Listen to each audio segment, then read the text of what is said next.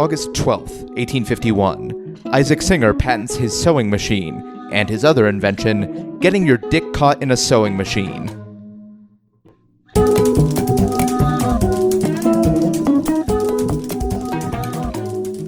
Welcome to The Revisionists. I'm Brian Flynn. I'm Zach Powers. And we have another returning guest, one of our favorites, one of Denver's best comics, co-host of Designated Drunkard. Please welcome back to the show, Caitie Hannan, everyone. Hi, what's up? Caitie, thank you for being here. I'm happy to be here. Zach, how are you doing?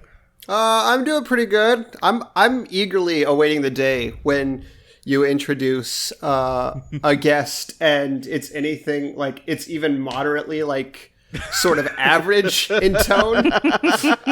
Because Caitie, we very much enjoy having you on this show, but literally everybody has been a favorite, and at some point, I feel like there's gotta be what? Brian. Oh God! Caitie, I didn't want you to find out this way. It would be weird if you introed your guest and were like, it's this guy. I don't really like him, but maybe he's a fucking 6. asshole. Yeah. Or maybe Brian just doesn't know the definition of the word favorite, and it's just like a very common. Can't have. Oh God! Well, listeners, if you're new to the show, what we do each episode is we take a topic from history. One person presents the official version of events, and another person comes up with a crazy batshit alternate history. And the winner becomes our accepted history. If you listen to the last episode, which was... Paul Kruger. Paul Kruger. You were looking at me. I did not know. I was looking at you. I was looking at the cat. Yeah. Neither of you had the answers I needed. The highly memorable, apparently, Paul Kruger, since it took both of us about 15 seconds to remember. Well, he had a weird name, but it was a very good episode. And the audience judgment held up that the alternate history won, where Paul Kruger was able to wield power because he had a great ass that he worked on during the long trek. And thanks to Skechers Shape-Ups for sponsoring that episode also. Yeah. In spite of the fact that Brian went with the easiest joke possible and made him a dream demon who haunts the people of Britain. Because... To be fair, I did that after a bunch of not doing that joke. Oh, okay. I thought for a second you said am I made of you were stone? For some reason, I assumed the end of that sentence was going to be, I did that because I took a bunch of NyQuil. You just started saying the word N. Like, you said a word that started with N, and I assumed it was going to be NyQuil. Yep, that's me. That's the autocomplete for my entire life. Listeners, this episode we are discussing Emperor Maximilian I, Emperor of Mexico. Caitie, you're doing the true history. That's correct, yes. And Zach, you're doing the alternate. Sure. Okay, then. Make it up. But if we're all ready, Caitie, go ahead and take it away. Okay. Maximilian I of Mexico. Brian and I were talking about this before we started, and I feel like also with the last one I did, Elizabeth Bathory, you guys both know more about this than I do, even after I did the research. So I will say this. Originally, I was going to do the real history when we first planned to record this episode. So I actually do know the real history moderately well in this case. Okay. Well, jump in if you need to. You might need to. Okay. Maximilian I of Mexico. He was born on July 6th, 1832 in Vienna. And they wrote the song Born on the 6th of July about Yes. They made a movie with Tom Cruise. He was the grandson. Except it was spelled just like the movie was Born on the 6th of July. This was also the Tom Cruise knockoff. TOMCRUZ. Ted Cruz's brother. Okay. Mm-hmm. Yeah. Oh man, Mexican film. That was a lap around the block to get to that one. Well, Tom Cruise was in the real Born on the 4th of July. He's not going to do this knockoff asylum bullshit. I don't know. I mean, I think you're giving Tom Cruise too much credit. Cruise as the asylum version of Tom Cruise. Yeah. Okay, so he is the grandson of the Emperor of Austria and the nephew of the King of Hungary.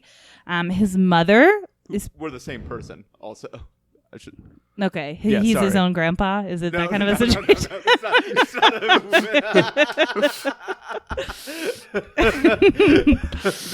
I would love that more, and entirely possible. Yeah, I mean, it's real hard to keep this family tree together. It's true. But no, Emperor of Austro-Hungarian Empire. Yes. One guy held both titles. Okay. His mom was Princess Sophie of Bavaria. She was a smart, strong lady from all accounts. Her father, I just liked this detail, or his father, Maximilian's father, Sophie's husband, Franz Karl of Austria or something. A biographer described him as a dim-witted man whose main interest in life was consuming bowls of dumplings drenched in gravy. He was a famed... I wrote down the same quote. Yes, how it's could so you good. not? Like, How what could a, you not? Yeah, what a dream life Franz Karl I know. lived. Like, I think he meant that as a burn, but that sounds awesome. I know. I'm like, this is my type Like, of a guy. I want to go to a dumpling party with Franz Karl. Yeah, that sounds great. There's rumor that there were a lot of rumors that he was the illegitimate son of Sophie and Napoleon II. But that is widely dismissed by Napoleon historians. II. Napoleon Electric Boogaloo. the second, I don't know. I mean, No, I know. I'm just like, every time I do that in my head all the time. Yes. it had almost the exact same plot as the original Napoleon. Like, how many times are you going to conquer Europe? It's ridiculous. And of course, Napoleon III, Mission to Moscow, which is also the same as Napoleon I. Yeah. Of course. He was... Napoleon will return in From Russia with Love. And it's like, Napoleon, when are you going to figure this out? Russia is not your scene. And of course, Napoleon takes Manhattan. Yeah. Yeah. Okay, so he was a smart kid, but undisciplined. Oh, gosh. Okay, so then his brother became the emperor of Austria. And they went around... And they put down a lot of protests all over Europe. There were a lot of resistance movements happening, and Maximilian helped his older brother defeat those. He didn't like it, though. He said this. Maybe you have this quote, too, Zach. He said, "In the future, men will look back in horror and amazement at the injustice of tribunals, which, in a spirit of vengeance, condemned to death those whose only crime lay in wanting something different to the arbitrary rule of governments which placed themselves above the law." That didn't seem as long as it is when I wrote it down. It is half an index card. So he was like kind of liberal. He was liberal for the time. So Not like Jill Stein liberal, but like... no, I mean, he believed in vaccinations, but Fake, yeah. He actually didn't believe in autism, is the thing. yeah, okay. Okay, sorry. He didn't know if there was a connection. Yeah. As far as I could tell, it caused a bit of friction with his brother, who was not so into the progressive stuff. Yes. And whom, even in childhood, he had a kind of a rivalry with. Like, he was always trying to outshine his brother as a kid. Yes. And so his brother became king. He has no real power. I mean, he's like rich as fuck, but he doesn't run anything. So then Napoleon II decides, or the third, is it the second or the third? He decides One of the Napoleons. Mexico owes him a debt and he wants to get some power there, get some money back. So he hooks up with some conservatives in Mexico and they decide to find a ruler to set up in Mexico. They go to our boy Maximilian from Hungary. He thought, apparently... Napoleon III. Sorry. Napoleon III, thank you. So apparently Maximilian thought that the people had elected him king, which is like crazy. That was from one source I saw. Yeah, what I gather, and I'm not sure how accurate this is, but I love it if it is that they just, the Austrian monarchy just told him that that's what happened. Yeah, it seems like some people just came to him and were like, yeah, they chose you. Like, everyone in Mexico was just like, we should pick that guy Maximilian. Like, he said some cool stuff. He knows Spanish. Like, and that's exactly the plot of She's All That is the thing. I mean, he killed those resistance fighters, but he felt super bad about it. He felt really bad about it. Yeah, he's the guy for us. We got to have him. So he, I don't know. The Encyclopedia Britannica online said that he thought they had elected him, but I don't know if he really did. So he was like approached by conservative Mexicans who didn't like Benito Juarez, who was in power, I guess. Yeah. Like the first, I believe he was the a first president. elected President. of Mexico. So he sailed to Mexico with his wife, Charlotte, and was crowned on June 10th, 1864. So he's like 31 at this point. He actually wanted to like be a good ruler, and he viewed himself as the protector of Indian peasants, which of course he did. He's like living in a castle. You know what? I'm pretty great. Yeah. Like, talk about a white savior complex. And he lost. He wore a safety pin around on his butt. Yeah, totally. He lost all of his Austrian titles when he did that, but he didn't know he was going to lose his Austrian titles. The more that this story turns into an elaborate prank it's like on a him, Ponzi the more scheme. I remember Yeah. it's my favorite thing. But so he found out the day before he sailed to Mexico, like, you're losing all your titles. So yeah, I don't think he was happy about that. But so he upheld a lot of Juarez's reforms. Like I think Juarez had instituted like larger voting rights for different classes, religious freedom, and he offered him the role of prime minister, which Benito Juarez turned down, and Benito Juarez went north in Mexico near the border of Texas. So he was like not doing what the people who had hoodwinked him told him to do. They weren't pleased. The conservatives were mad. The church was mad because he was like letting people be whatever religion. But he did a few other things. He like restricted working hours, abolished child labor, canceled debts above 10 pesos for peasants, forbade corporal punishment, and like stopped the buying and selling of peons for their debt. Peons is the best word too. Yeah. And his wife Charlotte became Carlotta, and she would have like parties in their castle to help pay for like peasants' houses, I guess. They also like adopted, I'm doing finger quotes, the grandsons of a guy who was like briefly the emperor of Mexico. But they were just like using those children to try and get his brother to give him an heir because they didn't have any kids. Wait, what? So there are these two boys, the grandsons of Agustin Iturbide. I don't know how to say that. And he was like, they're going to be my heir. But he was not going to let them be the heir because they didn't have royal blood. So he was just like trying to force his brother to give him a kid, I guess. Yeah, his brother, not content with taking his titles and banishing him to Mexico, was trying to squeeze him out of that Mexican emperorship by saying he didn't have any legit heirs. Yes. So that's just another. Like, he wanted his brother to give him a kid. It's just like, from where? Yeah, no, one of from, his, like, his children. silo. No, yeah, Okay. yeah, one of his heir, his third kid or something. I don't know. Yeah, one of the shitty ones. Yeah, not a firstborn. So who cares? So then things weren't going well because people were. Well, what happened was the American Civil War ended in 1865. And at that point, the U.S. wanted France to leave Mexico. I don't really know why. Do you know why? I don't know why they cared, but... I mean, I don't know specifically why, so I was about to speculate. I imagine it just has something to do with sort of the extension of the Monroe Doctrine and the idea that the U.S. is the guarantor of the Western Hemisphere.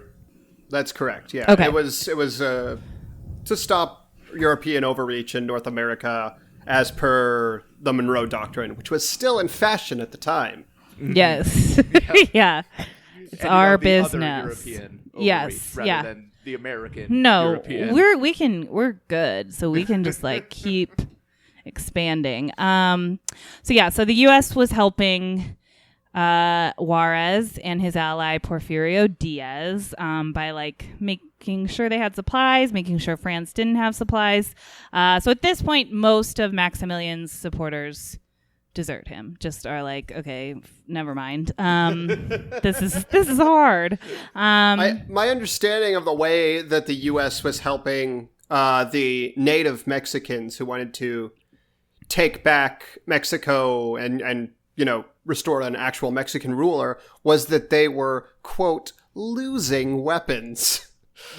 Yes, yeah, there was something that they were at the border. They were just like, uh-oh. Oops, I dropped these guns. Sorry. Whoever shall help. Mean Girls strategy. Yeah, there's a lot of petty stuff going on.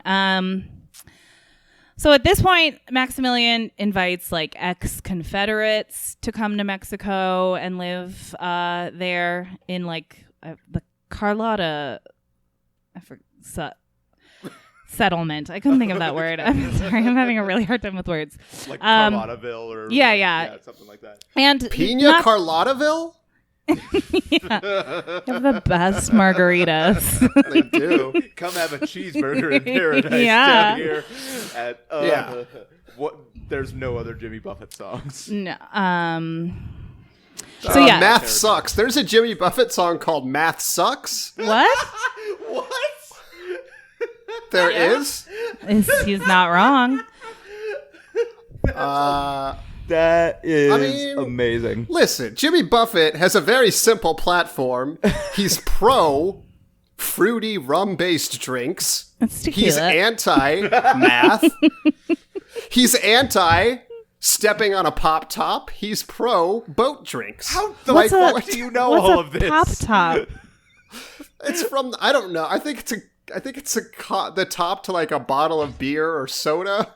You're not supposed to. Apparently- Why wouldn't you step on it though? Why? Because is the if you step on like a a pop lyric, top, though? and everybody knows this, step 1, step on a pop top. Step 2, you blow out your flip flop. Oh, Everybody okay. knows. All right. Well, you can't beat that logic, really.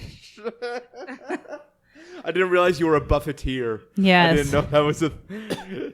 Oh, my parents very much enjoy Mr. Jimmy Buffett because they are white people in their 60s. That, having met your parents, I completely understand now. That makes the most sense.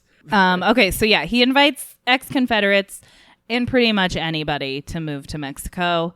I don't think anybody really does. On October 3rd, 1865, so the Civil War ended in April, I think. In October, he issued the Black Decree, which basically said, like, anyone who's against me is going to die. And I was like, oh, this Maximilian, like, he like got swindled. This sucks. 11,000 Juarez supporters were killed due to this Black Decree. So Jesus, I was too busy looking at the fun parts. I forgot about that. yeah, so a lot of Mexican people died. So then Charlotte goes back to Europe to try and raise funds for him.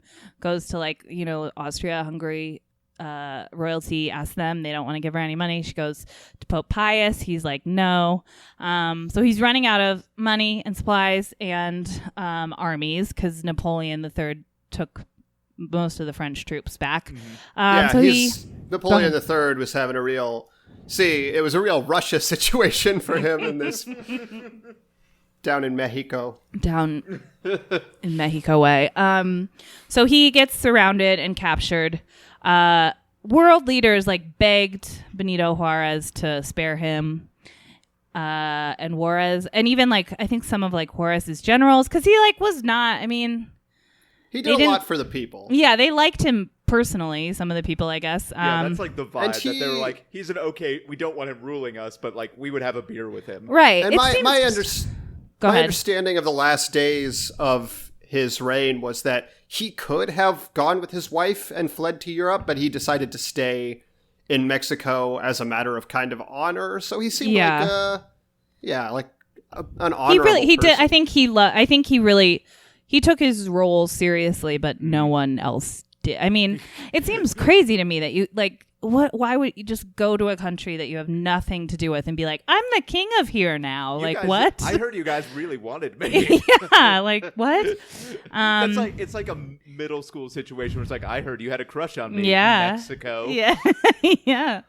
And he had a big crush on Mexico back. So Juarez says no because so many Mexican people died in this struggle. And he wanted to send a message about foreign powers trying to continue to rule in Mexico. So he sentenced him to death. This was my favorite part. There was he had a really loyal supporter who made an escape plan for Maximilian to leave jail and get taken back to Austria. And Maximilian refused to do it because he didn't want to shave his beard. They were going to disguise him. And he was like, well, I guess he was like, no, what if I get caught and I don't have a beard? I'm going to look so not dignified. It wouldn't be me. Yeah. If you look up a picture of this guy. Oh, his beard is so gross. Yeah, it gross and distinctive. Yeah, it's really gross. It's not even a good beard. No, it's a bad beard. It's a bad beard. It's like a 2-pronged beard. Yeah, it's but real. The prongs aren't really well pronged. No, it's patchy at best. So he didn't escape jail, and he was killed via firing squad. And his last words were "Viva Mexico, viva la independencia." Of course, you have to look it up on Google Translate. I actually wrote down his kind of last speech. It was a little longer than that, but before he was shot, he said, "I forgive everyone and ask everyone to forgive me. Yes. May my blood, which is about to be shed, be for the good of the country. Viva Mexico, viva la independence." And he also asked them not to shoot him in the face so he could have an open casket funeral for his mother. Yes. And I don't think they did. I think they shot him in the body. They shot him in the beard. Yeah. The final indignity. Yeah. And then I don't know if you guys, so Carlotta, Charlotte is in Europe, still doesn't know he's dead. Nobody tells her because she had a break with reality. So she's super paranoid, thinks everybody's out to get her. And she's at his house in Belgium, I think, somewhere like that. And then they forge a letter that says hey, I'm coming back, meet me here, because they want to get her out of that house. So then eventually she leaves, and I guess they tell her at some point that he died, and then she lives in seclusion for 60 more years. Yeah, she lived a long time. I'm just glad they had the good taste to not Weekend at Bernie's him for her. They would have if it came to that. I don't know why they she couldn't just stay in this house. I don't know what they wanted to do with it, but I mean, I think because she was King Leopold II of Belgium's daughter. Yes, yeah. Who we've touched on him before. The impression I've got from reading other sources was basically that they thought she was just kind of a bummer. I mean, she sounded like she was. Yeah. She did seem like a bummer, yeah. Yeah. They were like, oh, we want to have parties here. We can't have Carlotta around. Yeah, trying to ice my bros, and she keeps talking about her dead husband. Yeah. Caitie, thank you. Yep, you're welcome. Zach, if you're ready with your version of events. Sure. The actual story of Emperor Maximilian is slightly different, and the main reference point for it is a Mexican work called Los Hermanos del Imperio, which means the Brothers of the Empire, and it's a Mexican telenovela, which is about the life of Maximilian I. Okay. So it's important to note that the rumors that he was in fact the son of Sophie and Napoleon II were true, which means he is the last heir of Napoleon, but he was, in fact, switched at birth because of his conniving uncle and his son who wanted to take over the throne. And so he became the fake brother of the evil son in question, who was always outshining him in every way. And Sophie herself fled to Mexico, and he was raised by a doppelganger Sophie. Oh. Just saying right now, would watch this. Yeah. Yes. While his father... Confused, While his father slipped it's in into a Spanish, coma yeah. caused by poisoned gravy dumplings. Oh, no. Ay, Dios mío. Uh-huh. A common refrain.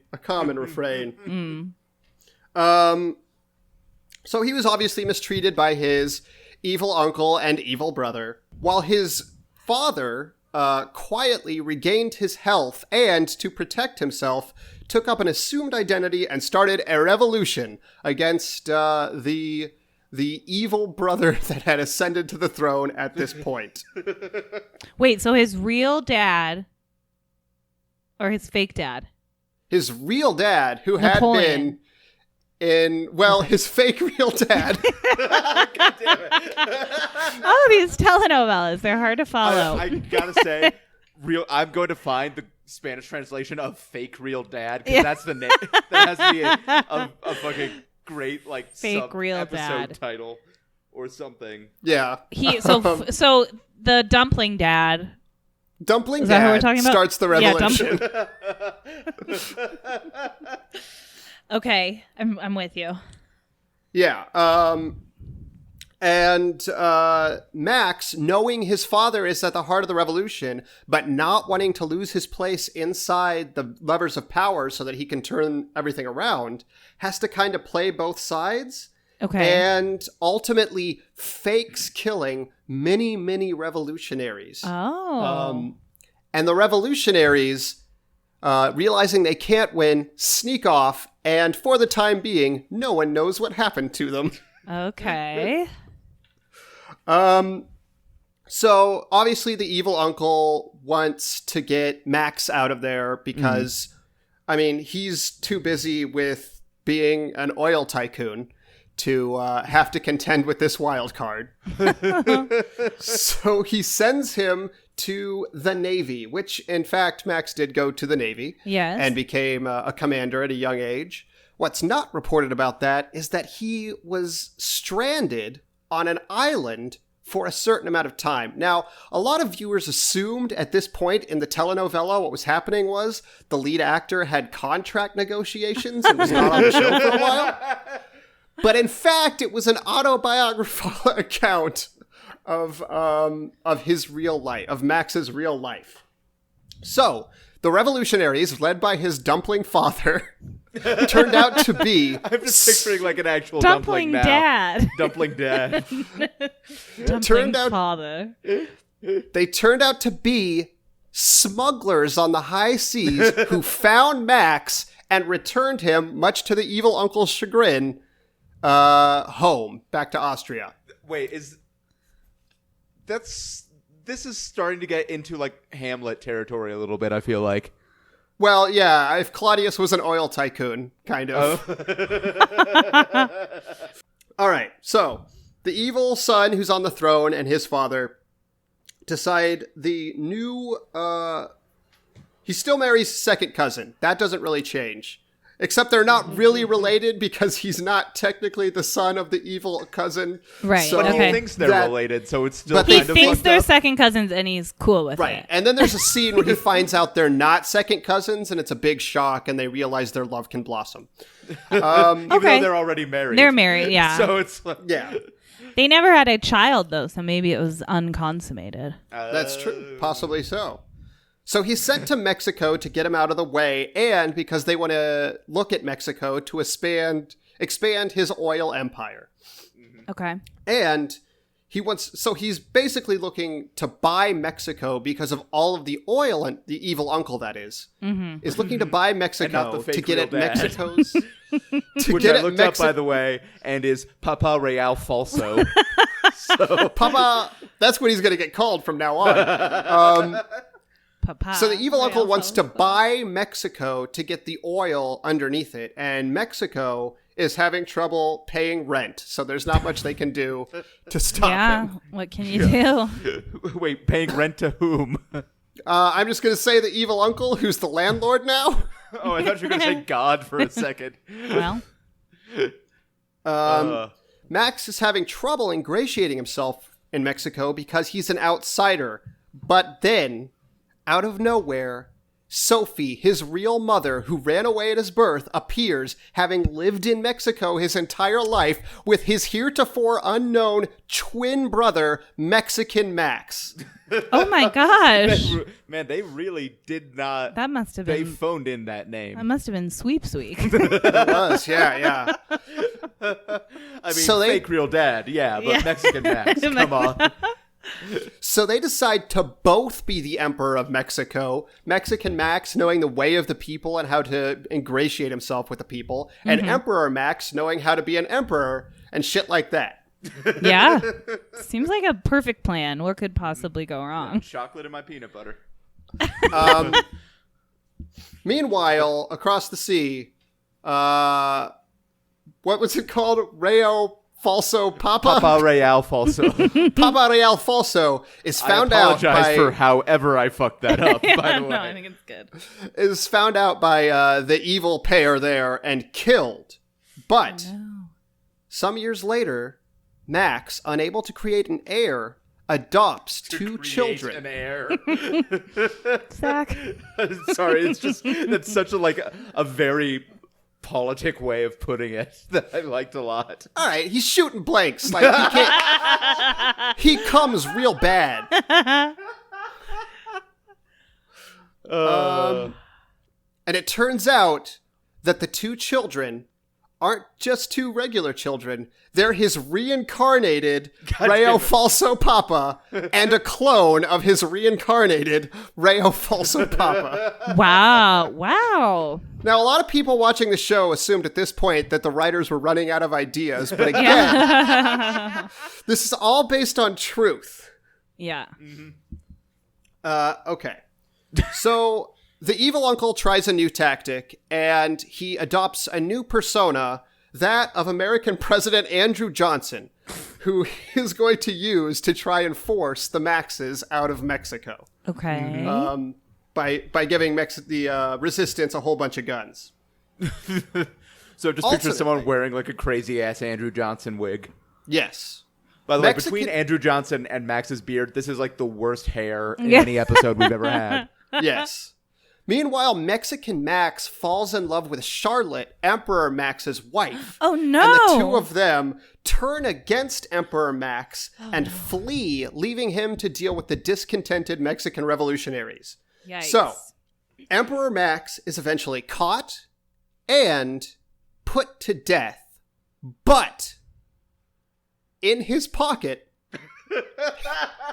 is the Bible that Napoleon II gave him when he was a child, saving him from the deadly bullet. They only Finally. used one bullet? Yeah, they only used one bullet. It was a mistake. They used 7 bullets. No, That part They wasn't used- fleshed out well in the show. They used 5 bullets, but they all hit the Bible. Oh, wow. tight. It's a big Bible. Yeah, it was like it was like a fucking my size Bible. All right, so he, having survived his failed execution, returns back to Europe where he finds Mexican Max and reunites with them. They put their troubles aside and realize that, thanks to the now deceased Napoleon III's will, they own... III. God damn it. We've discussed this. They own, between the two of them, a 51% stake in the evil uncle's oil business and are able to force him out. And together, they take over the oil empire and turn it into, like, sustainable energy, let's say. Wow. So And, he's like, he just forgives him for stealing his wife. Well, he fell in love again with his other second cousin, let's say. Oh, okay. Was this a real second cousin or a fake second cousin? I bet it Like was a real. fake real It second was real cousin? this time. This time it was like actually he related to him. And the two of them spent their twilight years by developing a television show based on their life. And they were the writers of the telenovela that took Mexico by storm. And that's the true story of Maximilian I of Mexico. Wow. That is shocking. Yeah. Oh, Zach, thank you. Sure. Before we get to judgment, real quick, listeners, we ask, if you have the time and the inclination, that you rate and review the podcast on iTunes. We're really pushing for that right now because it's super helpful to us. Written reviews especially. And as always, you can leave us a comment or ask us a question and find news and links and all that crap at revisionistpodcast.com. Any of our social media feeds, Facebook, Instagram, Twitter, all of that. And you can support the show over on Patreon, where, among other things, including the Jeff Tice designed t-shirt, which is amazing, have only a few of those left. You can also buy the right to vote on the show. Not like in America. It's like, wow, that's handy. Yeah. Too bad you guys didn't think of that before November. Yeah. Except the right to vote in America, or at least to meaningfully affect the vote, is far more expensive than our Patreon page. If the Koch brothers ever support us on Patreon, they are going to dictate the result of every episode. That is true. Suddenly climate change won't be real. We'll have to do some refiguring the districts for that. Climate change doesn't exist is the alternate history every week at that point. Yeah, that's actually true. So, Caitie, yes. I mentioned before you co-host Designated Drunkard. I do, yes. Which, do you want to explain the show real quick? So it's a comedy drinking game. So myself and my co-host, Byron Graham, we come up with a list of things that comics are prone to do or say. And that list is behind them on stage. And if they do anything, the comics do anything on the list, the crowd drinks, one of us drinks, we all drink. It's fun. It's super fun. I did it once, and one of the things on my list was has NPR voice, which totally fair. We all got very drunk, I think. Probably. Yep. But that's the first Saturday of every month at Comedy Room at El Chorrito.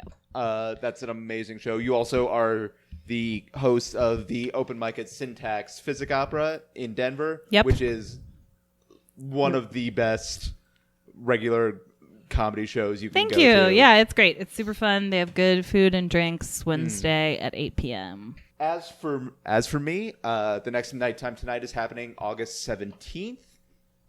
Third Thursday of every month. Come check that out. We have a really good lineup this month. I have that fiction piece in Cherry Magazine. It might be hard to track down a physical copy at this point, but you can always go to their Patreon page and pledge and get access to the electronic copy, not just for the summer issue that I had a piece in, but for all the upcoming issues. And you should really do that because it's an amazing magazine.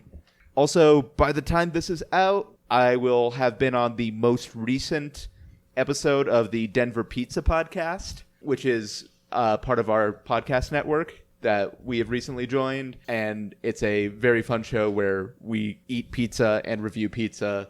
And that sounds fun. Yeah, I didn't know about that. I don't want to spoil anything. Hopefully Ian's Pizza does not have shooters out because they will be coming at my head. Did that sound authentic?